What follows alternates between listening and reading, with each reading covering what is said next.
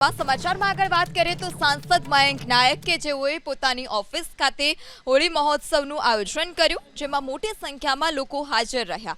આ સાથે જ લોકસભાના સાંસદ હરિભાઈ પટેલ, મહેસાણા જિલ્લા ભાજપ પ્રમુખ ગિરીશભાઈ રાજકોર સહિતના લોકો ઉપસ્થિત રહ્યા, જેમાં સંગીતના તાલે સાંસદ ઝૂમતા જોવા મળ્યા।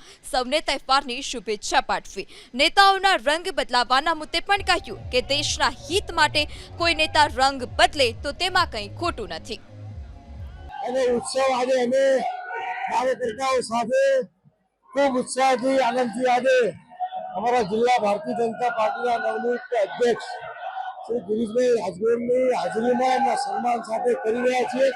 તમામ લોકોની મોટી સંખ્યામાં હાજરી છે। અહીંયા વડગાવા સમાજના, અન્ય સમાજના, બધા જ સમાજના લોકો આવી અને ખૂબ સારી રીતે આ તહેવારની ઉજવણી કરી રહ્યા છે। અમે એ પ્રમાણે રંગ બદલવો, દેશની હિતમાં રંગ બદલવાનો હોય જરૂર બદલવો પડે। દેશના હિતની વાત આવતી હોય ત્યારે રંગ જરૂર બદલવો પડે, બાકી રંગ બદલવા નેતાઓ પ્રજા સ્વીકારતી નથી।